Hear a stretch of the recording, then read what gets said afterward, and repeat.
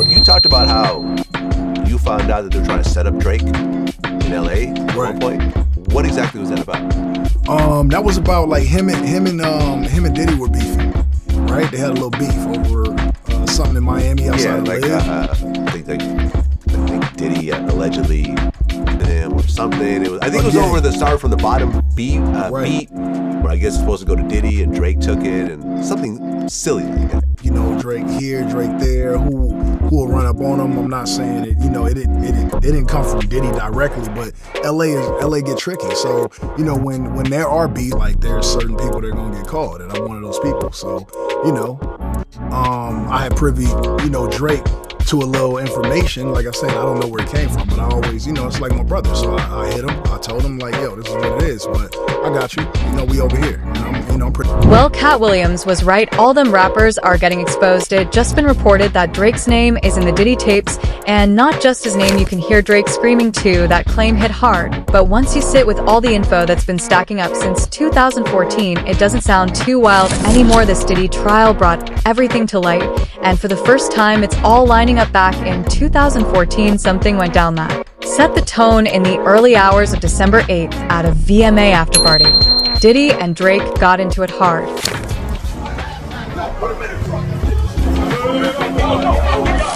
Several outlets confirmed it. Word was Diddy caught Drake slipping outside the club and gave him a serious beatdown. Reports said Drake had to hit the emergency room after that. So long and having dealings with him. What was the first thing you thought when you heard the story about him allegedly punching Drake? He said, click. Drake, I actually thought Drake must have said something wrong to him or something, or did something. Or tried to play him. Or something must have happened. I actually really didn't, you know, I kind of just laughed. It's funny.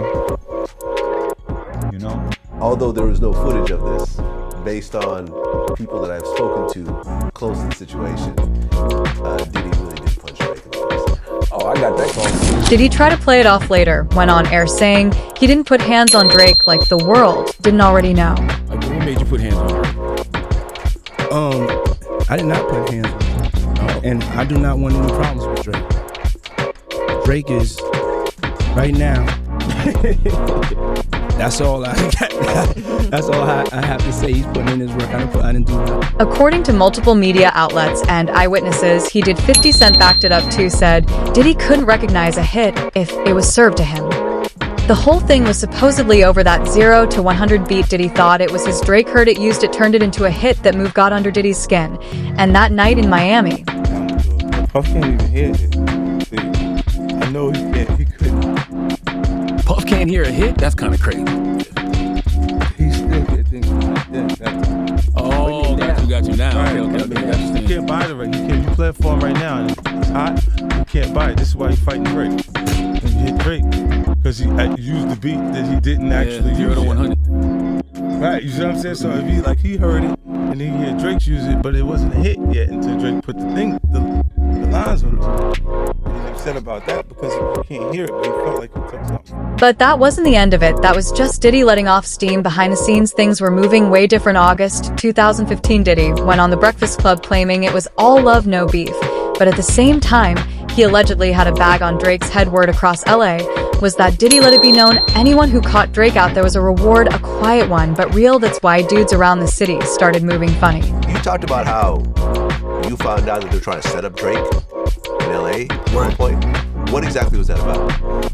That was about like him and Diddy were beefing, right? They had a little beef over something in Miami outside of I think Diddy allegedly to him or something. I think it was over the Start from the Bottom beat, where I guess it's supposed to go to Diddy and Drake took it. Sources from LA said there were calls going around Drake's here, Drake's there. That's when Drake made his smartest move. He linked up with the game had pulled in the streets and understood how to maneuver in that environment. If Diddy had that kind of power in LA, Drake knew he needed someone just as tapped in. Game confirmed it in his own way, said folks reached out to him, told him to line Drake up.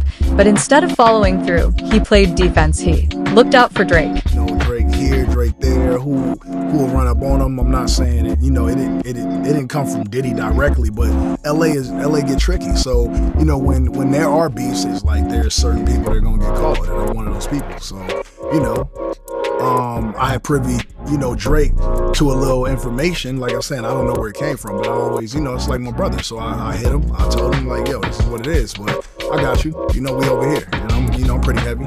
But the game made it clear that kind of protection don't come for free, so Drake gave him the record 100 shot the video in Compton. That move wasn't about street credit, it was about survival. Y'all better not come to my studio with that fake shit. Y'all better not come to my funeral with that fake shit. If you listen, Close Game said it all on the track. Ninjas called me to set you up, want me to come and wet you up cause you out of town to like Biggie, then heard about the ish Diddy on, so I came through to vest you up. And just like that, the beef had receipts. Even with Game backing him, Drake was still moving cautious during the shoot for 100 Wax, said Drake. Got shook, saw some folks. He didn't recognize panic and jumped in a van to dip out, even though those guys were there to protect him. Drake wasn't trying to take chances. Wack had to chase him down and explain the situation before they got back to filming. And Drake comes to Compton to shoot the video. 100. Shot it on Brazilian women. What all happened during that video? What was that? He pulled up. Drake gave us love. Stunner cleared it for me, didn't charge me. Drake didn't charge for the verse. Drake actually brought this film crew to film it for us. That's what he wanted to do. We was on the famous Brazilian women just shooting it. We had to move blocks. And when we move blocks, we send the little homies to do what they need to do. Drake kind of seen some activity and, shit. He did what a you supposed to do. He got out of there. So he sent somebody to get him. Bro, it's cool. That ain't for you. That's for us. So you know what you see going on. We move the block. We're not just going to hit the block without the block being right. So we have to make sure the homies, clear them. Fast forward to now, Diddy's in court on serious federal charges. But it's what Cassie said on the stand that flipped the whole story. During her redirect, prosecutors asked her what triggered Diddy to wild out and put hands on her. Her answer: she was headed to OVO Fest, Drake's festival. She told the court, Sean came to my home and tried to attack me. And here's the kicker. She still went even after all that. Cassie caught her flight to Toronto and went to OVO Fest. Courtroom was shook. So Cassie, she said Diddy whooped her ass. He found out she was going to OVO Fest. So this is apparently some insight into the real reason why Diddy don't with Drake. Don't nobody with Drake. Drake is a slimy nigga. He make great music, but Drake is the type of who he can have any bitch in the club. Any bitch. They can all be 12. But you walk in with one.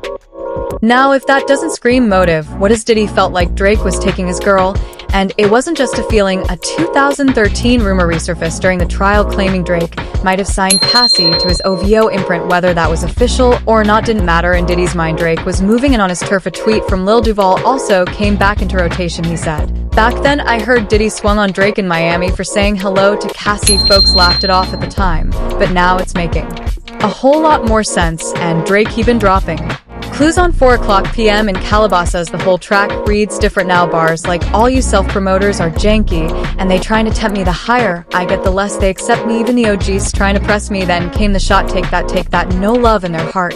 So they faked that, mocking Diddy's signature phrase. And more, no way out. A nod to Diddy's album. Drake wasn't just rapping, he was telling the story through the bars, but nobody pieced it together until now. He even touched on domestic issues with lyrics like, that man is not a man for you, scared of letting your skeletons loose. It's starting to look like Cassie confided in Drake about his experience with Drake way before any of this hit the courtroom. Now back to Katt Williams. He said what nobody wanted to believe. According to him, several rappers execs are on those Diddy tapes, and not just mentioned heard screaming. Whether those tapes involve wild parties or phone calls or something darker, Katt's claims suddenly don't feel too far off.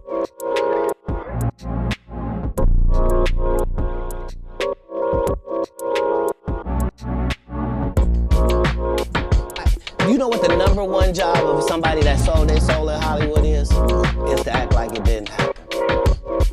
They all do the same job.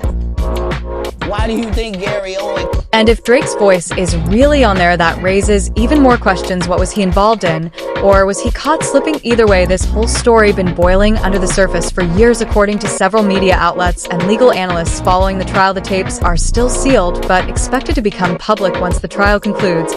And if Drake's on there screaming or not, we're looking at something way bigger than just industry beef. And the internet has a lot of opinions. One user said, if Diddy is this bold going for high profile heads, you can just imagine the things he's done to regular people.